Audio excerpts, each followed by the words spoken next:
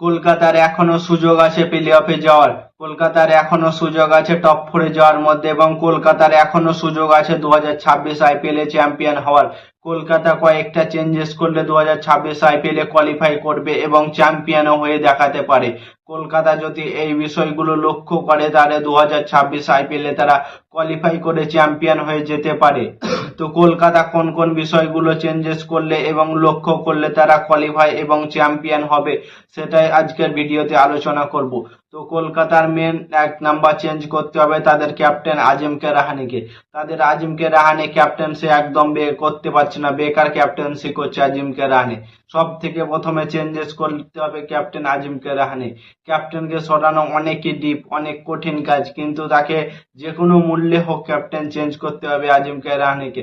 সে captain হিসাবে তাকে বসিয়ে দাও এবং তাকে ইম্প্যাক্ট প্লেয়ার হিসাবে নামাবে, অথবা তাকে রাখোই না টিমে, তার জায়গাতে মানিশ পান্ডিয়াকে তাকে টেম্পোরারি ক্যাপ্টেন হিসাবে মানিশ পান্ডিয়াকে চান্স দাও। এবং তাদের মেন পয়েন্ট হচ্ছে রাচিন রাবিন্দা। রাচিন রাবিন্দাকে তোমরা যে কোনো মূল্যে হোক টিমে আনো, যে কোনো প্লেয়ারকে বাদ দিতে পারো তোমরা, কিন্তু রাচিন রাবিন্দাকে টিমের মধ্যে আনো।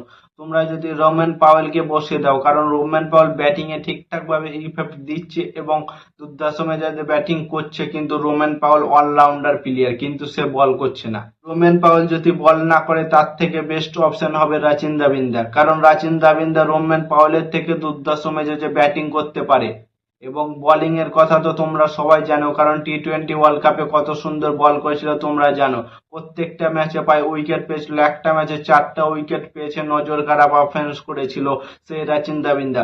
তো রাচিন রাবিন্দাকে তোমরা যে কোনো মূল্যে হোক আনো, কারণ ক্যামরন গ্রিনকে বসিয়ে দিতে পারবে না, কারণ ক্যামরন গ্রিন আজ যে ইনিংসটা খেলেছে 79 রানের ইনিংস খেলেছে, তার জন্য ক্যামরন গ্রিনকে বসাতে পারবে না। তো রোম্যান পাওয়েলকে বসিয়ে তোমরা রাচিন রাবিন্দাকে নিয়ে এসো, কারণ রোম্যান পাওয়েল যেহেতু বল করছে না সেহেতু রাচিন রাবিন্দাকে আনো অলরাউন্ডার প্লেয়ার হিসেবে। তাহলে তোমরা রাচিন রাবিন্দার কাছ থেকে 2 থেকে 3 ওভার বল করিয়ে নিতে পারবে, তাহলে প্রেসার ক্রিয়েট হবে না ম্যাচের মধ্যে, কারণ স্পিন 3-4টা হয়ে গেলে অনেকটা সুবিধা হবে। যদি পিচে একটু পরিমাণও হেল্প পায় তাহলে রাচিন রাবিন্দা দুর্দান্ত মেজাজে বল করবে। এবং টিম সাইফাটের সাথে সুনীল নারায়ণকে ওপেনিং নিয়ে আসো, যে কোনো মূল্যে হোক সুনীল নারায়ণকে ওপেনিং দাও তোমরা কলকাতা ম্যানেজমেন্ট। তোমাদেরকে আর কত বলবো যে তোমরা সুনীল নারায়ণকে ওপেনিং লিস্টে দাও, কারণ গৌতম গম্ভীর যতদিন ধরে ছিল ততদিন ধরে সুনীল নারায়ণ ওপেনিং লিস্টে খেলে আসছে, ওপেনিং প্লেয়ার হিসাবে খেলে আসছে এবং দুর্দান্ত মেজাজে খেলে, কারণ সে যে শটগুলো মারতে পারে সেগুলো শুধুমাত্র পাওয়ার প্লেতে ইফেক্টিভ হবে, সে ফিনিশারের রোলটা ঠিকঠাক ভাবে নিভাতে পারবে না সুনীল নারায়ণ। তাই টিম সাইফাটের সাথে সুনীল নারায়ণকে ওপেনিং দাও এবং রাহানেকে যদি তোমরা রাখোই তাহলে তাকে 3 নম্বরে নামাও এবং 4 নম্বরে রাচিন রাবিন্দাকে নামাও এবং 5 নম্বরে তোমরা নামাতে পারো আঙ্কিশ রঘুবংশী স্টার বাইকে। আজ দুটো ম্যাচ ঠিকভাবে খেলতে পারেনি, কিন্তু আগে 3টে ইনিংস ঠিকঠাক ভাবে খেলেছিল। তো 5 নম্বরে তোমরা আঙ্কিশ রঘুবংশীকে নামাও এবং 6 নাম্বার আছে, 6 নাম্বারে তোমরা ক্যামরন গ্রিনকে নামাও। ক্যামরন গ্রিন ফিনিশার রোলটাও দিতে পারবে এবং দুর্দান্ত মেজাজে মিডিল অর্ডারে ব্যাট করতে পারবে।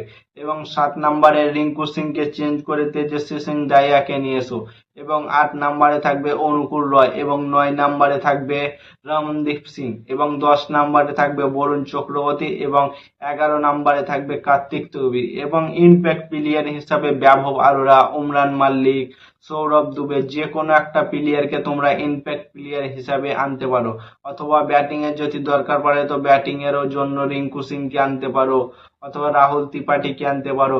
তোমরা যা চাও তাও আনতে পারো, কারণ ব্যাটিং বোলিং দুটো ইম্প্যাক্ট হিসাবে নামানো যায়। এবং ফিল্ডিং হিসাবে রিঙ্কু সিংকে তোমরা তো রাখবে ফিল্ডিং এ, কারণ সে সুন্দরভাবে ফিল্ডিং করতে পারে এবং সে প্রত্যেকটা ক্যাচ ধরে নেয় এবং একটা ক্যাচও মিস করে না। তো কলকাতা ম্যানেজমেন্ট যদি এই স্কোর নিয়ে মাঠে নামে তো তারা প্রায় প্রত্যেকটা ম্যাচ জিতবে। তোমাদেরকে বললাম না যে কলকাতা কোয়ালিফাই করতে পারে, কারণ কলকাতার 6টি ম্যাচ হয়ে গেছে আর বাকি আছে 8টি ম্যাচ। 8টি ম্যাচের মধ্যে যদি তারা 7টি ম্যাচ জিতে তাহলে 14 পয়েন্ট পাবে 7টি ম্যাচে এবং 1 পয়েন্ট তাদের বৃষ্টির খাতায় আছে। তাই 15 পয়েন্ট হলে গেলে আশা করি কোয়ালিফাই করে দেবে। 100% নিশ্চিত না হলেও কোয়ালিফাই করবেই কলকাতা, কারণ যদি তারা 8টা ম্যাচ জিতে তো 16 পয়েন্ট এবং এই দিককার 1 পয়েন্ট, 17 পয়েন্ট। 17 পয়েন্ট যদি হয়ে যায় তো তারা নিশ্চিন্তে কলকাতা ফাইনালে সেমিফাইনাল খেলবে এবং তারা ফাইনালও খেলতে পারে। তো কলকাতা যদি 8টা ম্যাচ আছে, 8টার মধ্যে ব্যাক টু ব্যাক যদি 7 থেকে 8টা ম্যাচ জিতে নেয় তো কলকাতাকে কোয়ালিফাই খেলতে কেউ আটকাতে পারবে না, কলকাতা টপ 4-এ যেতে কোনো টিম আটকাতে পারবে না।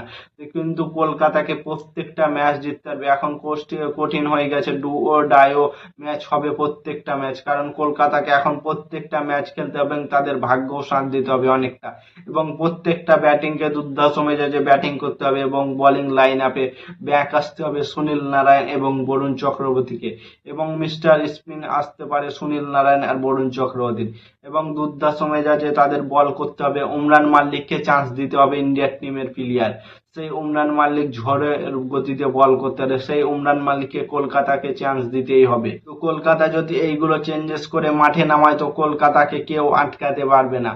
কলকাতা 2026 IPL এর চ্যাম্পিয়ন হয়ে যাবে। কলকাতার পরের ম্যাচ আছে এলএসজির সাথে। এলএসজির সেই মুকুল রায় চৌধুরী যেমন একতরফা ম্যাচ জিতিয়ে দিয়েছিল, একা হাতে ম্যাচ জিতিয়ে দিয়েছিল, সেই রকম মুকুল চৌধুরীর মতো একজন প্লেয়ার আছে তেজস্বী সিং দাহিয়া। তেজস্বী সিং দাহিয়া যদি কলকাতার টিমে চান্স পেয়ে যায় তো সে দেখিয়ে দিতে পারে, সে 6 সিটার ম্যাচিং আছে তেজস্বী সিং দাহিয়া। রিঙ্কু সিং এর পরিবর্তনে তেজস্বী সিং দাহিয়াকে তোমরা আনো টিমে, কারণ রিঙ্কু সিং প্রায় 6টা ম্যাচ হয়ে গেল, 6টা ম্যাচে একটাও 50+ স্কোর করতে পারেনি। তার হাইয়েস্ট 32 রান করেছিল একটা ম্যাচে রিঙ্কু সিং, এবং বাকিগুলোতে প্রায় 10-এর নিচে রান করেছিল এবং স্ট্রাইক রেটও খুবই কম। তাই রিঙ্কু সিংকে চেঞ্জ করে তেজস্বী সিং দাহিয়াকে তোমরা যে কোনো মূল্যে হোক টিমে আনো। তো কলকাতা ম্যানেজমেন্টকে অনেক কিছু চেঞ্জ করতে হবে। ভেঙ্কটেশ মাইয়া এবং অভিষেক নাইয়া পুরো টিমকে বাদ করে দিচ্ছে। আজিমকে রাহানে একদম ক্যাপ্টেন্সি করতে পারছে না, কারণ কখন কোন বোলারকে আনতে হবে সেটা ঠিকঠাক ভাবে করতে পারছে না আজিমকে রাহানে। আজিমকে রাহানে ব্যাটিং এ অনেকটা ইমপ্রুভ করেছে, সে পাওয়ার প্লের মধ্যে খেলতে পারবে, সে টপ অর্ডারে খেলতে পারবে না, মিডিল অর্ডারে তো একদম খেলতে পারবে না, ফিনিশার রোল তো পারবেই না আজিমকে রাহানে। তো তার জন্য তার পরিবর্তনে অন্য কাউকে, মানিশ পান্ডিয়াকে চান্স দাও। মানিশ পান্ডিয়া খুব দুর্দান্ত মেজাজে ব্যাটিং, তাকে যে কোনো জায়গায় খেলাতে পারো, 4 নাম্বার, 5 নাম্বার, সে 8 নাম্বার পর্যন্ত খেলতে পারে মানিশ পান্ডিয়া। মানিশ পান্ডিয়াকে তোমরা যে কোনো মূল্যে চান্স দাও। সিং দাহিয়া এবং উমরান মাল্লিক, রাচিন রবিন্দা, এই 4টা প্লেয়ারকে তোমরা যে কোনো মূল্যে টিমের মধ্যে আনো, চেঞ্জ করো। ওপেনিং জুটিতে তোমরা রাখতে পারো ফিন অ্যালেনকেও রাখতে পারো অথবা টিম সাইফারকে যদি রাখো তো টিম সাইফারের সঙ্গে তোমরা সুনীল নারায়ণকে ওপেনিং দাও, কারণ সুনীল নারায়ণ একটাই ম্যাচ খেলেছিল এবং সে 17 বলে 24-এর একটা ইনিংস খেলে গিয়েছিল, ভালো স্টার্ট দিয়েছিল, যেমন আজকে টিম সাইফার খেললো। তো টিম সাইফারের সাথে সুনীল নারায়ণকে তোমরা ওপেনিং লিস্টে দাও। কলকাতা ম্যানেজমেন্টকে বলবো যে এই বিষয়গুলো তোমরা যদি একটু খেয়াল করে দেখো তাহলে তোমাদেরকে 2026 IPL এ কোয়ালিফাই করতে কোনো দল আটকাতে পারবে না এবং তোমরা চ্যাম্পিয়ন হবে 2026 IPL এ। কি হয়েছে, 6টা ম্যাচ হেরেছে তো কি হয়েছে, 6টা ম্যাচ চলে গেছে তো কি হয়েছে, 12টা পয়েন্ট হাত থেকে চলে গেছে তো আছে তো এখনো 8টা ম্যাচ এবং এখনো আছে তো 16টা পয়েন্ট এবং তোমাদের কাছে একটা পয়েন্ট। মানে ভাবো তোমাদের কাছে এখনো অপশন আছে জেতার। তো অত ভয় কিসের, নতুন টিম নিয়ে মাঠে নামো এবং প্রত্যেকটা ম্যাচ জিতিয়ে দেখে যাও যে কলকাতা কাকে বলে। কারণ কলকাতা ফ্যান্সরা প্রত্যেকটা ম্যাচে ইমোশনাল হচ্ছে, প্রত্যেকটা ম্যাচে ভাবছে কলকাতা আজকের ম্যাচ জিতবে, আজকের ম্যাচ জিতবে, কলকাতা আজ থেকে কামব্যাক করে দেবে। কিন্তু কলকাতা ফ্যান্স দেখে প্রত্যেকটা ম্যাচে তারা ডিপ্রেশনে ফেলে দিচ্ছে। কলকাতা ম্যানেজমেন্টকে অনেক কিছু চেঞ্জ করতে হবে, কারণ বড় বড় সিদ্ধান্ত নিতে হবে কলকাতা ম্যানেজমেন্টকে। কারণ কলকাতা টিম হচ্ছে সে 3 নাম্বারে থাকা টিম, সে 3টে ট্রফি পেয়েছে, মানে ভাবো 18 বছরের মধ্যে টিম ট্রফি পেয়েছে, মানে প্রায় 6টা সিজন পর পর একটা ট্রফি পেয়েছে। সেই টিমকে কামব্যাক করতে হবে, সেই টিমের বড় বড় প্লেয়ারকে চেঞ্জ করতে হবে এবং অনেক কঠিন সিদ্ধান্ত নিতে হবে অভিষেক নায়ারকে। এবং টিম সাউদি তাদের বোলিং কোচ, তাকে অনেকটা ইমপ্রুভ করা বোলিং এর দরকার, ব্যবহারকারকে নিয়ে অনেকটা কাজ করানো দরকার, কারণ ব্যবহাররা ঠিকঠাক ভাবে ইয়র্কার বল গুলো দিতে হচ্ছে না, সে অনেকটা বাউন্সার দিয়ে দিচ্ছে, নাহলে ওয়াইড বল দিয়ে দিচ্ছে। তো ব্যবহাররাকে নিয়ে কাজ করা দরকার টিম সাউদির। এবং ডিজে ব্যবহৃত আছে, ব্যবহার একদম বেকার, কিচ্ছু করতে পারছে না।